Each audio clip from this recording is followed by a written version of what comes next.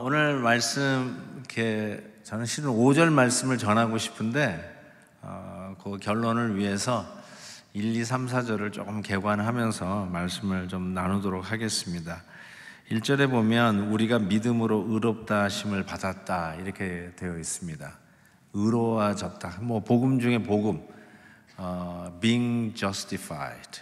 우리가 의롭게 칭해진 거죠. 의롭다 칭해졌는데 의로워짐으로 인해서, 즉 구원받음으로 인해서, 예수 믿게 됨으로 인해서 혜택이 주어지는데 혜택을 보니까 이렇게 되어 있어요. 1절에 보니까 하나님과 화평을 누리게 됐어요.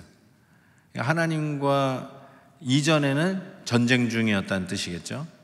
그런데 하나님과 이제 화목하게 되었어요. 이게 굉장히 중요합니다. 여러분, 나는 뭐 교회를 향해서 돌팔매질 한 적 없어. 나는 교회 가는 안에 머리끄댕이 붙잡고 핍박한 적 없어. 그래서 나는 하나님과 전쟁 중이 아니야. 나는 그래도 교양이 있어. 나는 교육을 받았어. 이럴 줄 모르겠지만 나중에 예수 안 믿으시면 하나님과 전쟁 중입니다.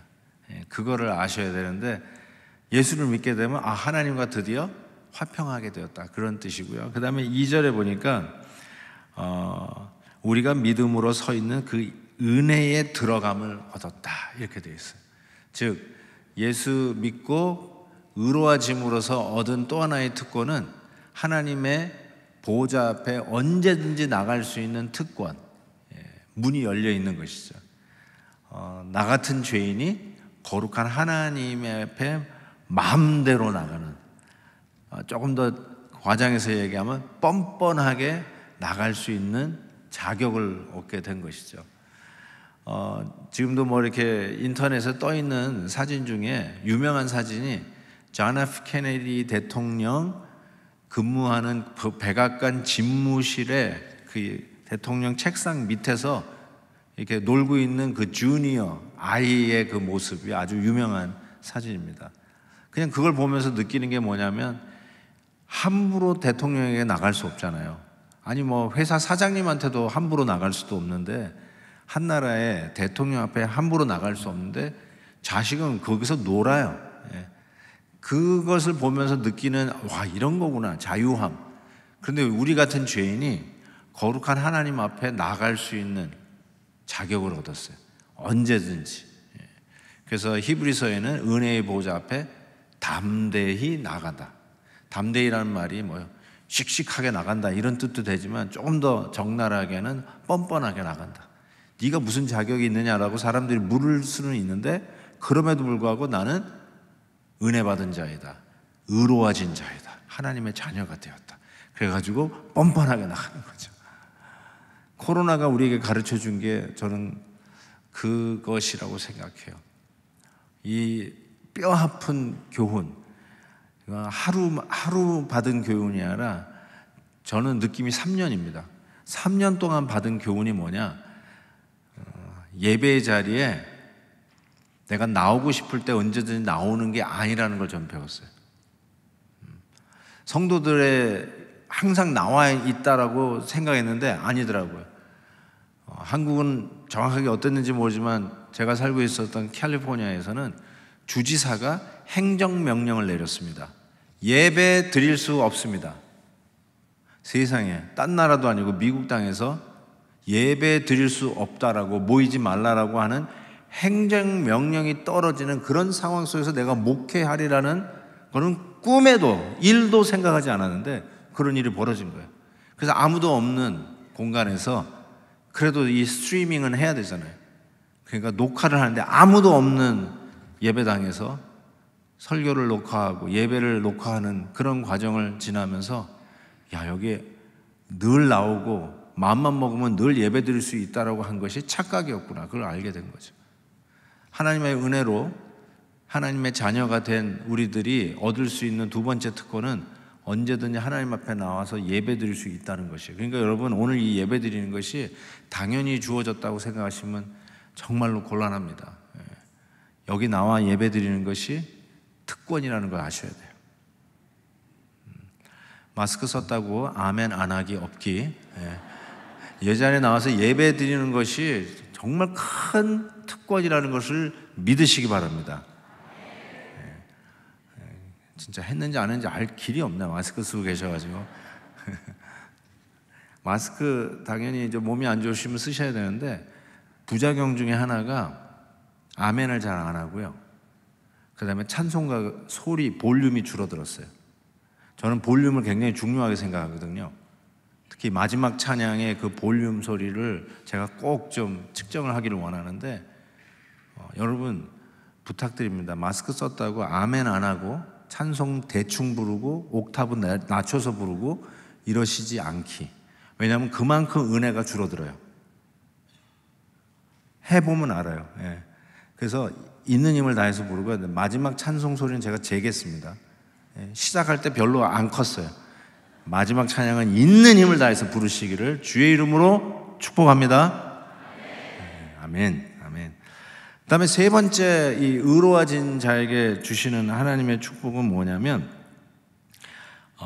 어려운 가운데서도 하나님의 영광을 바라고 즐거워하게 되었다는 거예요. 하나님의 영광을 바라고 즐거워했다. 근데 이 컨텍스가, 이 주어진 그 컨텍스가 무엇이냐면 우리가 환난 중에도 즐거워한다라고 하는 컨텍스에서 이 말씀을 주고 있는 거예요. 환난 중에도 즐거워한다. 여러분, 우리가 언제 즐거워하냐면 환경이 편안해야 즐거워합니다. 아무런 어떤 그 저항이 없을 때 즐거워하고요. 가는 길이 제대로 가고 그래야 이게 즐겁거든요. 그런데 은혜로 하나님의 자녀가 되고 의롭다 칭함을 받은 우리들은 환난 중에도 즐거워한다라고 하는 말씀을 하고 있는 거죠. 환난 중에도 즐거워한다?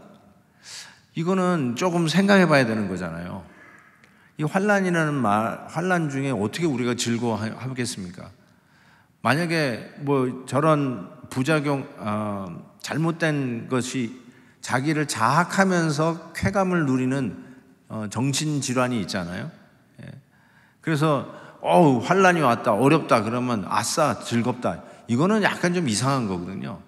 근데 사도 바울이 자기의 그 환난, 어려움에 대해서 잠깐 언급한 부분이 있습니다. 별로 쓰지도 않아요. 그런데 잠깐 고린도 후서에 자기의 어려움을 쓴 부분이 있는데 이렇게 써요. 제가 빨리 읽어볼게요. 내가 수고를 넘치도록 하고 옥에 갇히기도 더 많이 하고 매도 수없이 맞고 여러 번 죽을 뻔하였으니 유대인에게 40에 하나 감한 매를 5번 맞으며 3번 태장으로 맞고 1번 돌로 맞고 3번 파손하고 일주야를 깊은 바다에서 지냈으며 여러 번 여행하였으며 강의 위험, 강도의 위험, 동족의 위험, 이방인의 위험, 시내의 위험, 광야의 위험과 바다의 위험과 거짓 형제 중에 위험을 당하고 또 수고하여 애쓰고 여러 번 자지 못하고 주림에 목마르고 여러 번 굶고 죽고 헐벗었노라. 끝. 여러분, 고난은 우리가 이야기할 때 뭐 하다못해 남자들은 군대 다녀온 얘기도 얼마나 길게 얘기합니까? 평생 얘기하는 게 군대 얘기라고 하는데, 근데 저희 교회에서 이렇게 단기 선교팀에 가가지고 남아공에 간 적이 있어요. 열댓 명의 남아공에 갔는데 남아공에 도착하자마자 그 로컬 교회에서 이제 예배를 드리는데 권총 강도가 들어왔어요. 빵! 집을 향해서 총을 쏘고 나서 그 예배에서 드리던 우리 단기 선교팀의 스마트폰이며 또 카메라 이런 것들을 전부 다 수거해 갔습니다. 제가 나중에 1년 후에 그 현장에 가봤더니 그 지붕에 권총 쏜 그 구멍이 딱 보이더라고요. 그래서 지금도 남아공에 갈 때마다 성지순례요. 여기에서 권총 강도, 그 권총 구멍 난 자리를 보면서 하는데, 생각해 보세요. 그 자리에 있었던 그 팀이 다녀와가지고 선교 보고를 하는데 그때 일들이 정말 기가 막히더라고요. 드라마틱하더라고요.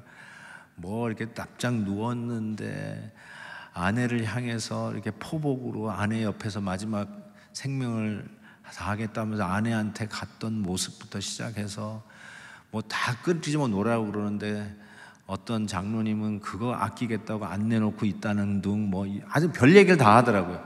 그 이야기를 종합해 보면 1시간, 2시간짜리 얘기예요. 근데 나중에 알아봤더니 실질적으로 그 일이 일어난 건 30초 안에 다 일어났어요. 근데 그 30초 안에 경험들을 얘기하는데 이거 한두 시간 얘기예요. 제가 무슨 말씀 드리려고 하는 거냐면 사도 바울이 지금 여기다가 자기가 얼마나 고생한 얘기 하고 있잖아요. 30초 동안의 일을 우리는 1시간에 부풀려 이야기할 수 있는 사람들인데 사도 바울은 그러지 않았어요. 40에 감암에 5번 맞았다. 한 번 돌로 맞고 3번 파선을 당했고 일주야를 바다에서 지낸 이런 거 얘기하려면 얼마나 많은 얘기를 할까 싶은데 이렇게 간단하게 얘기했어요. 진짜 험악한 모진 환난을 겪은 자가 바울이 아니었나. 구약에 욥이 있다면 신약에는 그 이상의 사도 바울이 있었다라고 해도 결단코 틀리지 않을 것 같습니다. 자, 그런 상황 속에서도 바울이 뭐라고 그러냐면 환난 중에도 우리는 즐거워할 수 있는 이유가 있다는 거예요. 무슨 말인가 봤는데 5절 말씀에 이런 말씀이 있어요.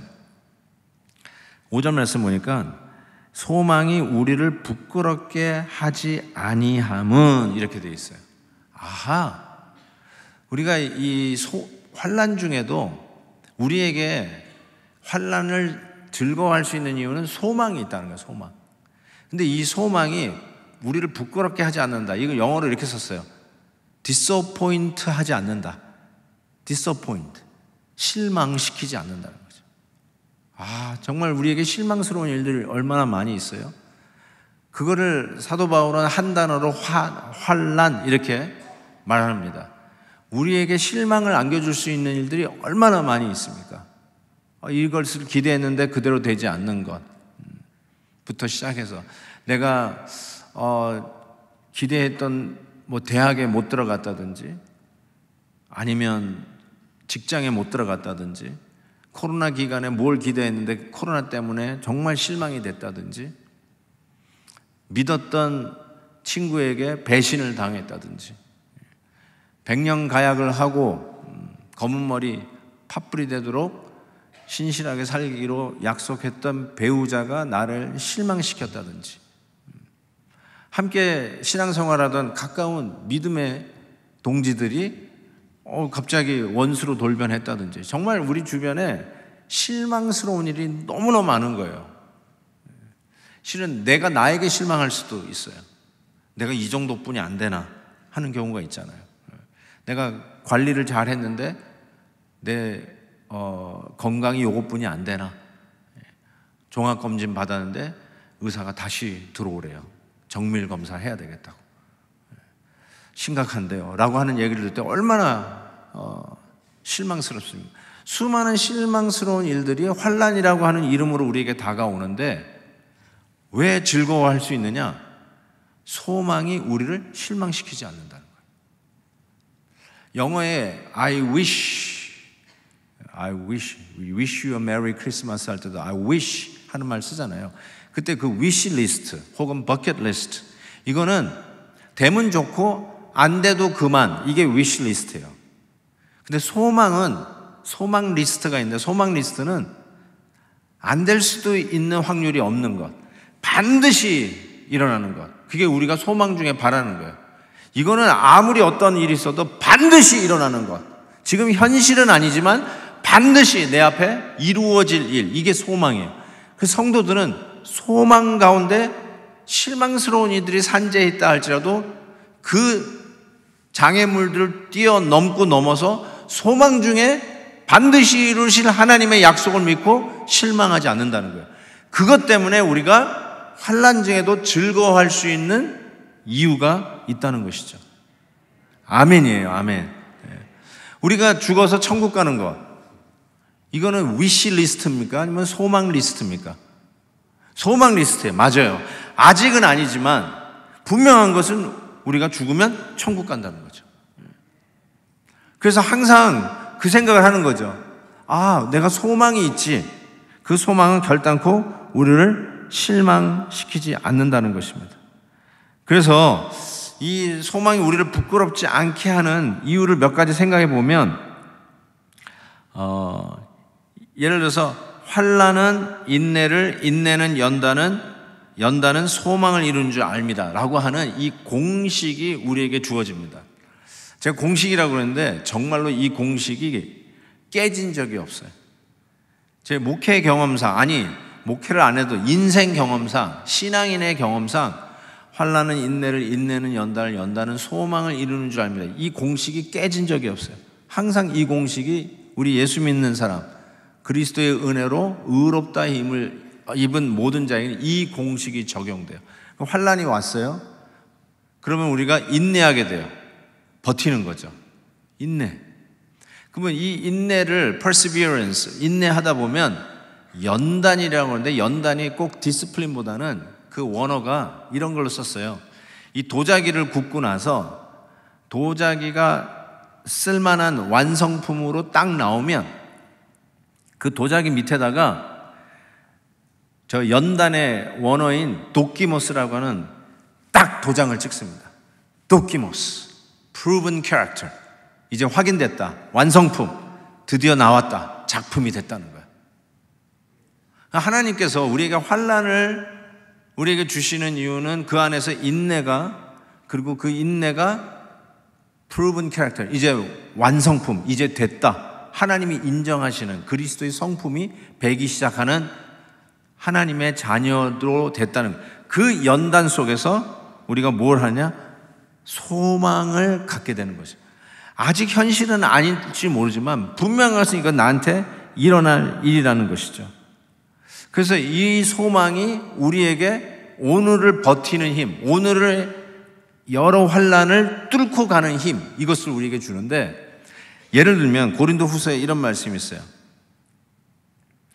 9절인가요? 우리는 우리 자신이 사형 선고를 받은 줄 알았으니 이는 우리로 자기를 의지하지 말고 오직 죽은 자를 다시 살리시는 하나님만 의지하게 하십니다. 아하, 이 공식이, 환난이 우리에게 닥쳤는데 이게 우리식으로 재수가 없어서 나에게 닥쳤나 보다, 이런 의미가 아니라 이런 것을 통해서 우리가 하나님만 의지하게 하려. 하나님을 바라게 하는 거구나, 이렇게 된다는 거예요. 한 구절 더 볼게요. 베드로전서에서 보면 이렇게 되어 있어요. 너희 믿음의 확실함은 불로 연단하여도 없어질 금보다 더 귀하여 예수 그리스도께서 나타나실 때에 칭찬, 영광, 존귀를 얻게 하실 것이다. 이게 소망 가운데 우리에게 확인되어지는 하나님의 약속이죠. 그렇구나. 그래서 제가 오늘 설교 제목을 고를 향한 센터링이라고 그랬는데, 우리에게 일어나는 일들이 과연 뭘까 볼 때 하나님만 의지하게 하고 그날의 칭찬, 영광, 존귀를 받게 하시는 그 하나님을 집중하게 하는 일이라는 거예요. 그래서 여러분에게 일어나는 일은 마치 고를 향해서, 하나님을 향해서, 그 나라를 향해서, 우리의 마지막을 향해서 계속 집중하도록 하는 센터링과 같다, 이렇게 말씀을 드릴 수 있을 것 같아요. 센터링. 지난번 월드컵 16강을 확정 짓는 게임을 여러분 기억하시는지 모르겠는데, 정말 그때가 주일이었나요? 어쨌든 제 사무실에 막 장로님들도 막 들어와서 보자고 그러고 막 그러면서, 내 생각엔 주일이었던 것 같아요. 막 와가지고 이제 보는데, 일단 우리가 이겼어요. 우리는 이겼는데 문제는 저쪽 팀에서 우루과이가 져야 돼. 그래가지고 그걸 이렇게 붙는 그 광경을, 우리는 일단 이겼는데 저쪽 경기를 보는데 얼마나 조마조마했는지 몰라요.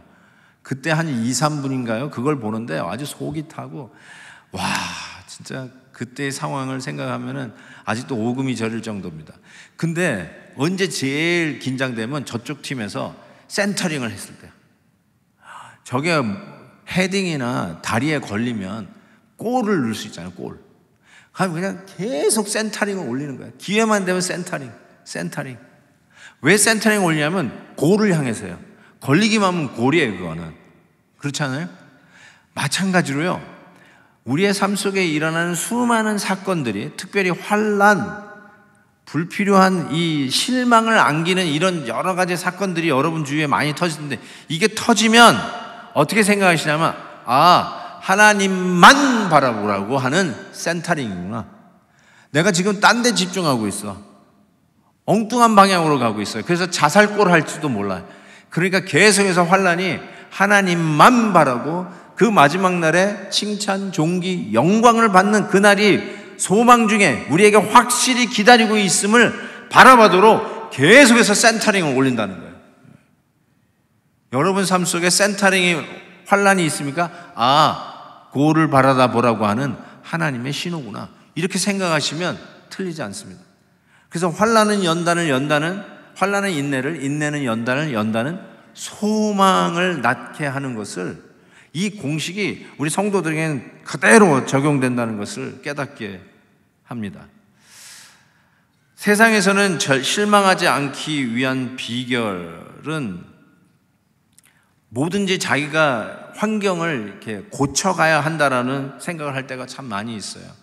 그러다가 절망하고 내 힘으로는 안 된다 하고 좌절할 때가 많은데, 오늘 본문에서 사도 바울이 그 소위 모든 성경 중에 다이아몬드라고 하는 이 로마서에서 우리가 그리스도 안에서 은혜를 입고 하나님의 자녀되고 의롭다 칭함을 받은 우리들은 환난 중에도 결단코 실망하지 않고 즐거워할 수 있다라고 하는데, 어떻게 그 일이 가능한가 봤는데 오늘 두 가지를 얘기하고 있어요.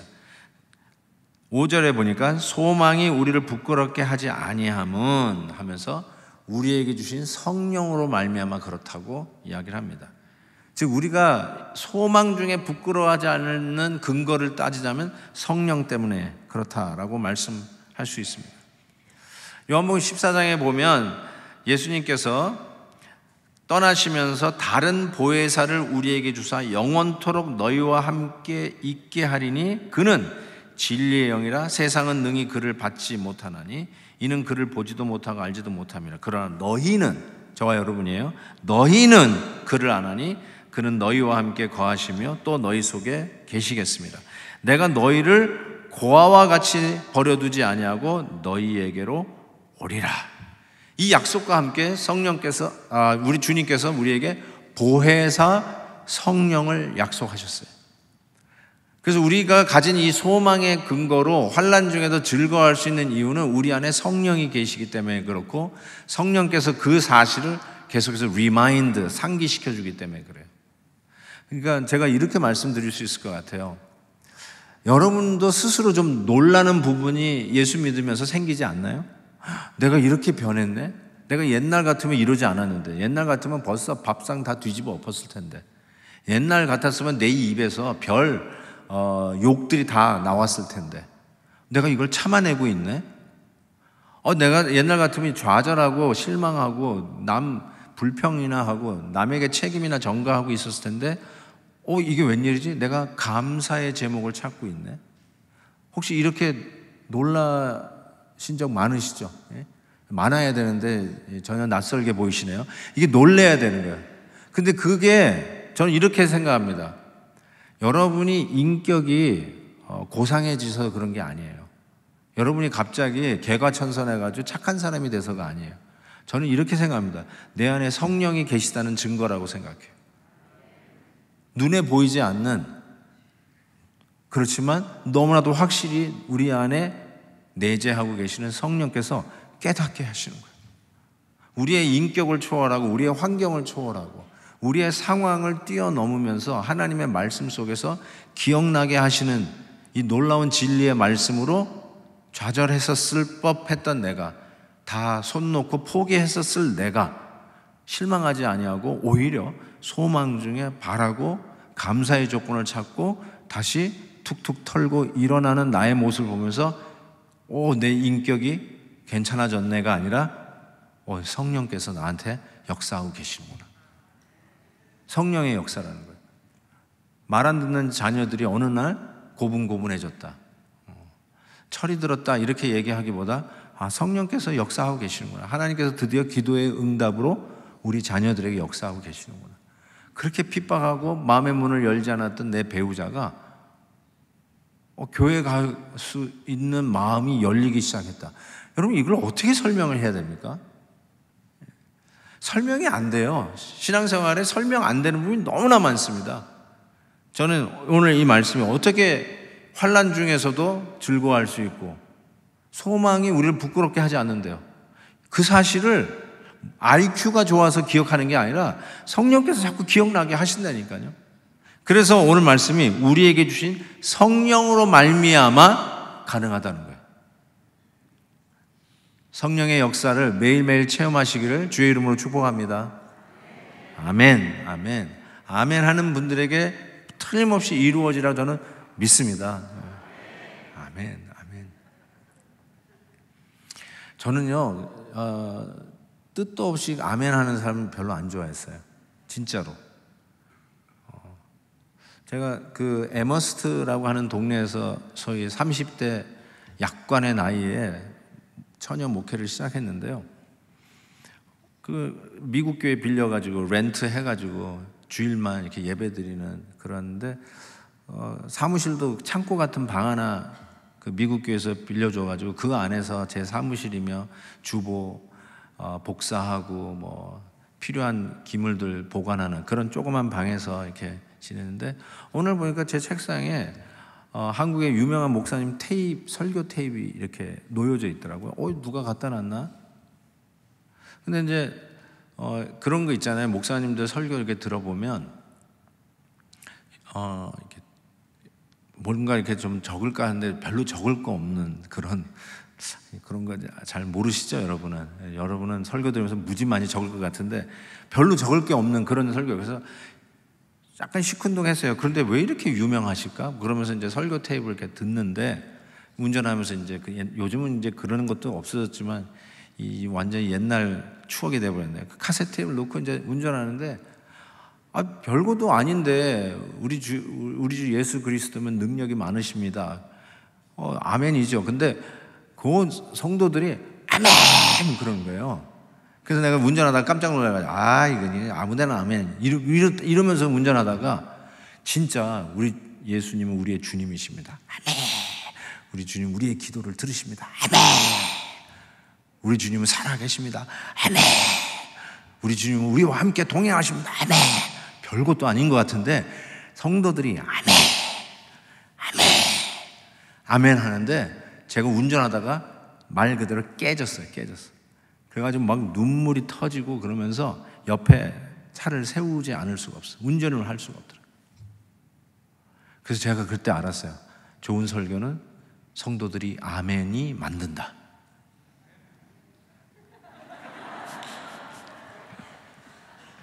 이렇게 얘기하는데도 아멘 안 하면 소망이 없어요, 제가.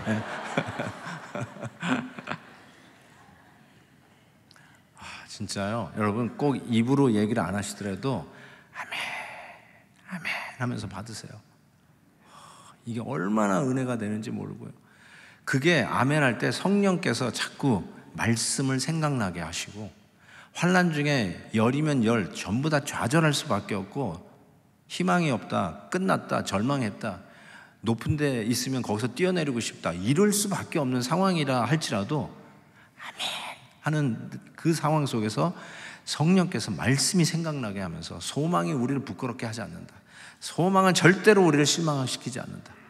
소망은 반드시 일어날 하나님의 약속이다. 그래서 이런 좀 성가신 일들, 답답한 일들 이것은 하나님을 바라다보게 하는 축구로 얘기하면 센터링하고 같다. 센터링 계속 올려라. 나는 하나님만 의지하겠다. 하나님의 마지막 소망을 붙들고 나는 최종 목적지를 항상 상기하면서 나는 그 길 가겠다. 이걸 성령께서 계속 기억나게 하신다는 거죠. 아멘. 두 번째는 왜 어떻게 이게 가능한가? 저는 이거를 이렇게 얘기하고 있습니다. 하나님의 사랑이 우리 마음에 부음받았다 이렇게 얘기했어요. 성령으로 말미암아 이 소망이 확인이 되어지고 상기되어지고 그 다음에 또 하나가 하나님의 사랑이 우리 마음에 부음받았다. 이 부음받았다는 말이 조금 제가 성에 안 차서 좀 오리지널 말씀에 좀 뉘앙스를 느끼게 하고 싶어서 영어 번역을 가지고 왔는데요. 보세요. 부음받았다는 말이 pour out 이렇게 되어 있어요. pour out. 이 쏟아부었다는 뜻이에요. 쏟아부었다는 거야. 하나님의 사랑이 우리의 마음에 찔끔찔끔 조약돌 한두 개 던지듯이 다가온 게 아니라 마치 이런 엄청난 조약돌을 이 트럭에 실어가지고 그거를 올려서 그냥 와르륵 쏟아붓듯이 그 하나님의 사랑이 우리의 마음에 그렇게 쏟아부어졌다는 뜻이에요. 이슬비에도 새우에도 옷 젖는다는 말은 제가 이해가 돼요. 지금 교회 오실 때 부슬부슬 내렸다면 그 정도. 근데 하나님의 사랑은 그 정도가 아니라 며칠 전에 하늘 문이 열리면서 그냥 하늘에 구멍이 났나 할 정도로 쏟아부어졌던 그 비 기억나시죠? 그렇게 쏟아졌다는 거예요. 하나님의 사랑이 찔끔찔끔 옛다 하고 동냥하듯이 500원짜리 동전 던져주듯이 그거 보고 하나님은 나를 사랑하시나 봐. 이게 아니라요. 그런 걸 생각하기도 전에 그걸 계산할 수도 없게 그냥 왕창 어마어마하게 그냥 쓸어 모아가지고 그냥 들러 붓고 그냥 완전히 쏟아부어 주신다는 뜻이에요. 하나님 사랑이 그렇게 우리에게 다가온다는 거예요. 그 사랑으로 넉넉히 이기게 하시고 그 사랑으로 환난 중에도 즐겁게 하시고 그 사랑 때문에 어떠한 일이 있어도 내 삶 속에 남들이 보기에는 저 사람이 이제 더 이상 살 소망이 없다라고 그런 상황이 우리 앞에 있다 할지라도 뚫고 가는 힘이 거기서 생기는 거죠. 하나님 사랑이 그런 거예요, 여러분. 수양회 때 가지고 엄청난 은혜를 받았던 한 대학생이 막 은혜를 너무 받은 거예요. 그런데 이제 수양회 그 물이 부족해요. 그래가지고 밖에 그 컨비니언스 스토어 가가지고 이 물 갤런 워터를 좀 여러 개 사가지고 오라고 한 거예요. 그래가지고 이제 가서 이제 물을 이렇게 잔뜩 사가지고 들어가다가 무슨 일이 벌어지냐면 이 스피드를 하는 바람에 경찰에게 잡혔어요. 오 마이 굿네스. 경찰에게 여기는 경찰이 잡는 게 아니라 다 사진을 찍어가지고 나중에 보낸다며요. 미국은 잡아요. 뒤에서 불 켜면 아이고야 잡혔구나 잡혀요. 그런데 얼마나 기분이 나쁘겠어요. 근데 이 대학생 청년이 그걸 잡혀가지고 했는데 라이센스, 레지스트레이션 카드 그걸 이제 요구하는 이 경찰한테 오케이 하면서 막 주는데 신이 났어. 이런 장면을 본 적이 없어요. 왜 그러냐 그랬더니 내가 은혜를 받아가지고 너무 기분이 좋으니까 빨리빨리 끊으시라고.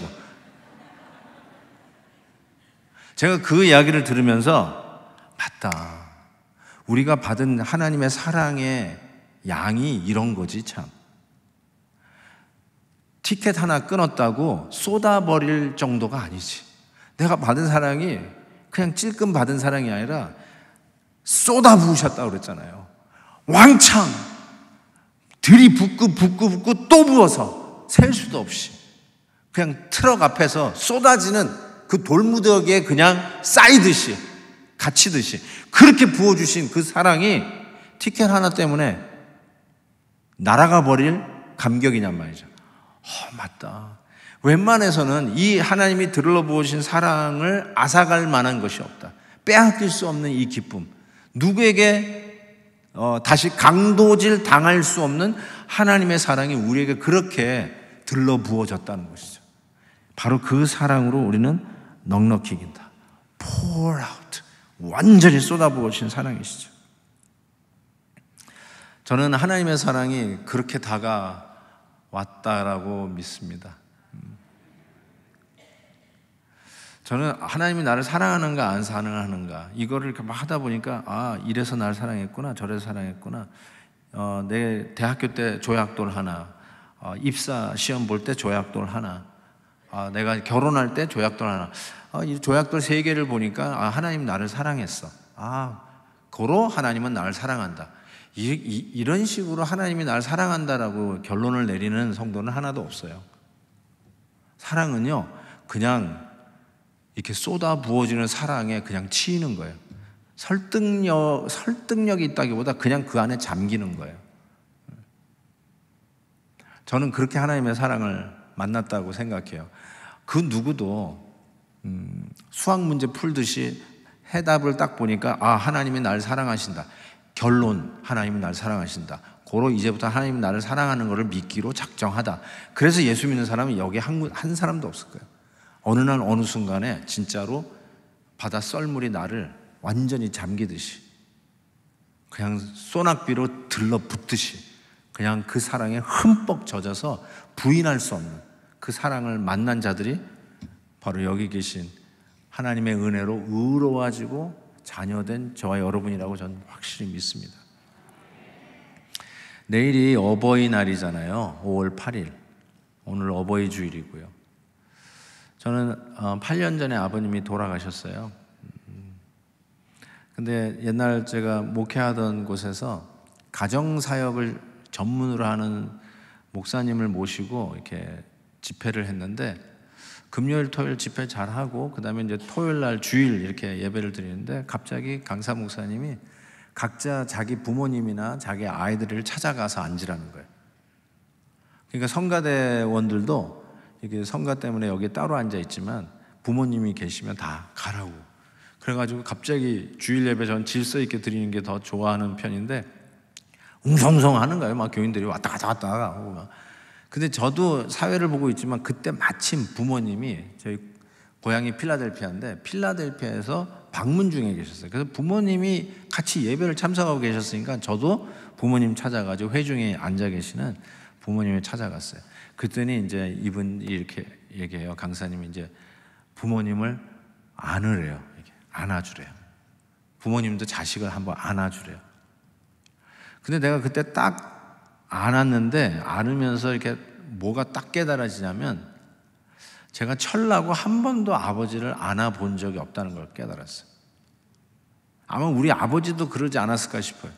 어렸을 때 갓난아기 때는 안아주셨겠죠. 근데 기억에는 없고, 제가 기억하는 한 의도적으로 제 아버지를 안은 적이 없어요.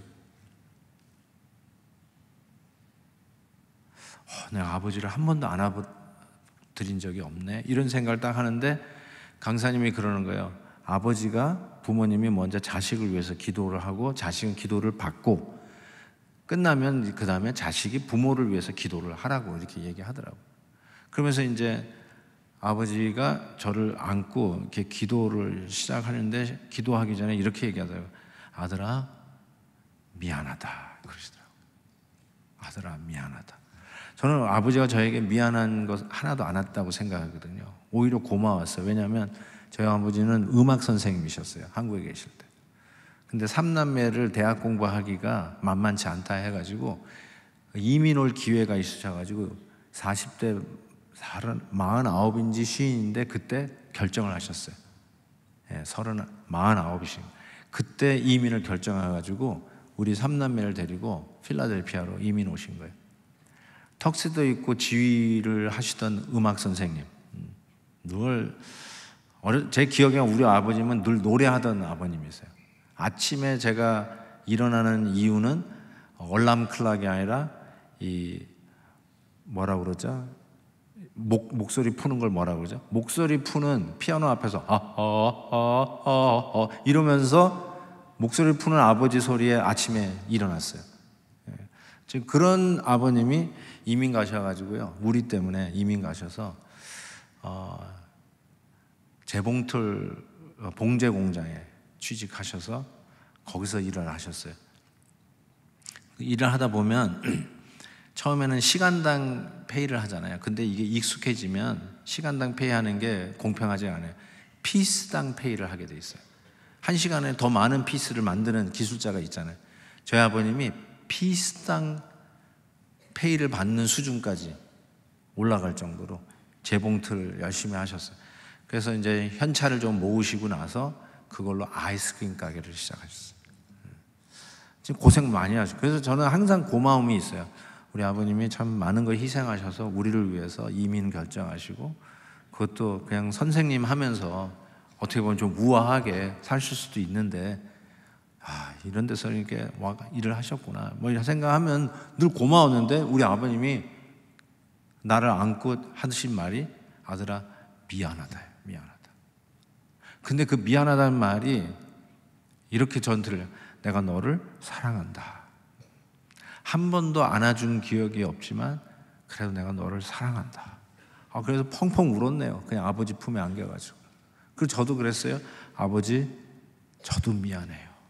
목회한다고 엄마 아버지 제대로 돌보지 못한 것, 목회라는 변명으로 부모님에게 효도를 못한 것. 목회자들은 다 불효자거든요. 뭐 명절날 집에 갈 길이 없잖아요. 다 교회에 있어야지. 부모님도 아예 목회자 자녀는 내놓은 자식이다 그랬어요. 그러니까 항상 그게 있어요, 마음에. 그래서 오히려 제가 미안해요 막 그랬거든요. 그런데 그 한마디, 아들아 미안하다, 그 마디에 아버지의 그 사랑이 막 물밀듯이 밀려오는 거예요. 그 앞에서 죄송한 마음으로 회개하고 아버지 사랑한다는 말까지 하게 되었는데요. 제가 여러분에게 영상 하나 보여드릴게요.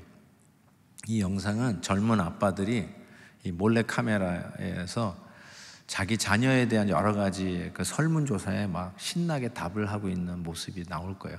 근데 그 똑같은 질문을 아버지에 대해서 바꿔버려요. 그때 그 모습을 한번 보십시오.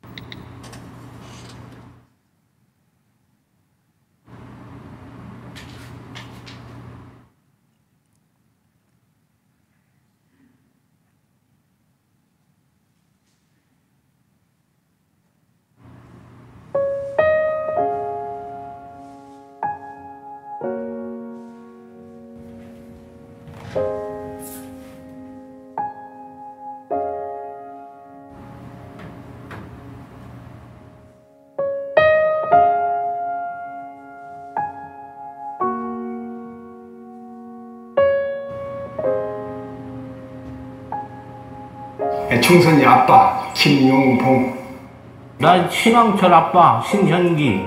이영근입니다. 큰아들이. 저 영우 아버지 되는 사람입니다. 조유섭 아빠, 진영이 아빠, 성함은 김성복. 생각나지요. 그 아들, 딸 만나다가 아들 가졌는데 요번에도 딸이 못할까 했는데 네 엄마 아빠 동생한테 신경 써주고 어리 맞고. 부모로서 이렇게 뭔가를 충분하게 해줘야 되는데 그런 것도 못 해주고 그래서 참 마음이 아픕니다. 아들이라는 것은 어느 누가 바꿀 수도 없는 것이고 크게 뭐 도와주지도 못했고 했는데 그들이 알아서 잘 커가지고 너무 엄하게 했던 게 그게 좀 미안해.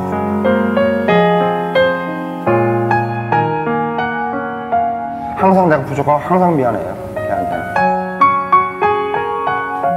미안하다 참. 모든 것이 부족하고 못 가르치고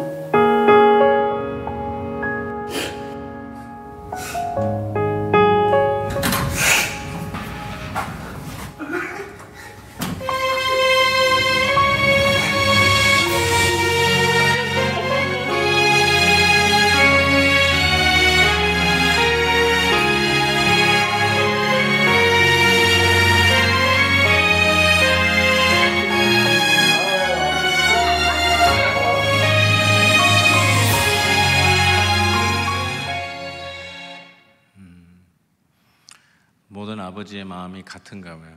저분들도 미안하다고 그러시네요.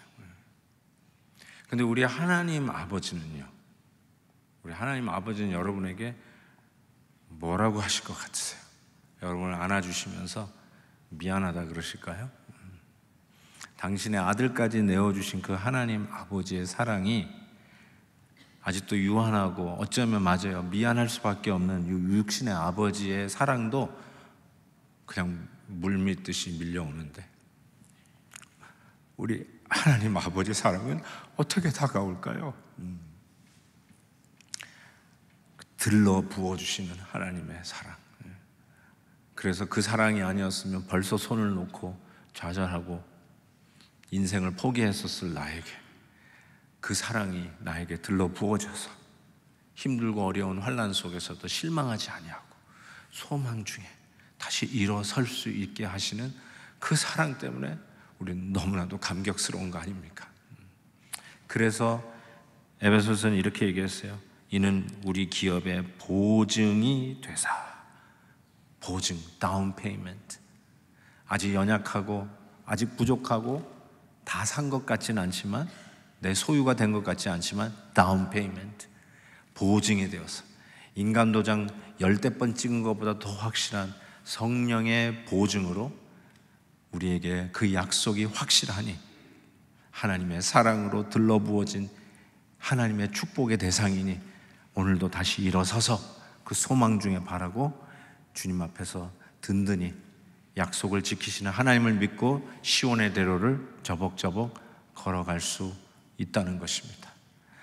놀라운 은혜, 감당할 길이 없는 그 은혜가 오늘도 우리에게 주어졌는데 왜 좌절하십니까?